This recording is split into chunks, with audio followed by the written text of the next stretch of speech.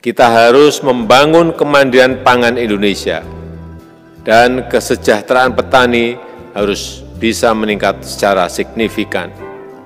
Petani harus menjadi profesi yang menjanjikan, profesi yang mensejahterakan. Pemerintah akan berusaha terus untuk membuat sektor pertanian sebagai sektor yang menguntungkan.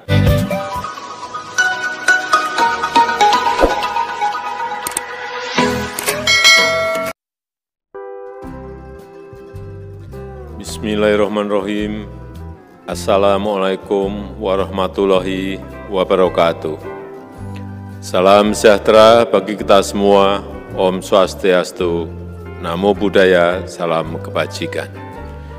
Yang saya hormati Menteri Pertanian beserta para Menteri Kabinet Indonesia Maju. Yang saya hormati para penyuluh pertanian di seluruh tanah air. Yang saya hormati Duta Petani Milenial dan Duta Petani Andalan, hadirin dan undangan yang berbahagia. Ketika hampir semua sektor negatif di tahun 2020, justru sektor pertanian tumbuh positif sebesar 1,75%. Dan pada triwulan pertama 2021 yang lalu, tumbuh positif 2,95%. Momentum ini harus dimanfaatkan sebaik-baiknya. Kita harus membangun kemandirian pangan Indonesia dan kesejahteraan petani harus bisa meningkat secara signifikan. Petani harus menjadi profesi yang menjanjikan, profesi yang mensejahterakan.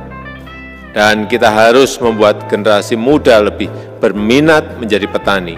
Sebab dari total petani Indonesia sebanyak 71% berusia 45 tahun ke atas.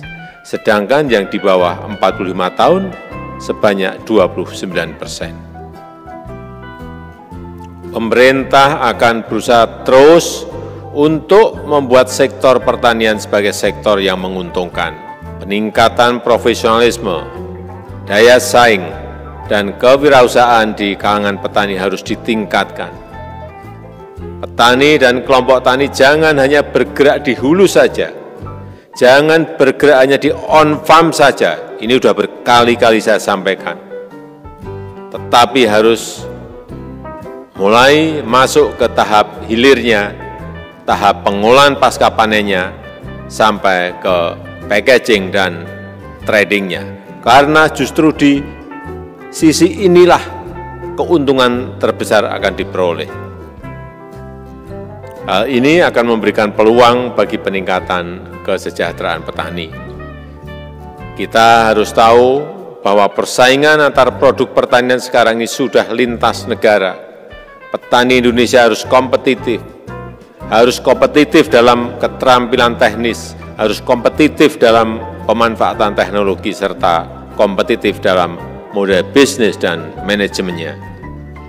Oleh karena itu, saya menyambut baik inisiatif Kementerian Pertanian untuk melakukan pelatihan wirausaha pertanian bagi petani milenial. Akses KUR dari perbankan, BRI, BNI, Mandiri, BPD Provinsi harus dimanfaatkan dengan baik untuk meningkatkan produktivitas kegiatan agribisnis dan kesejahteraan petani.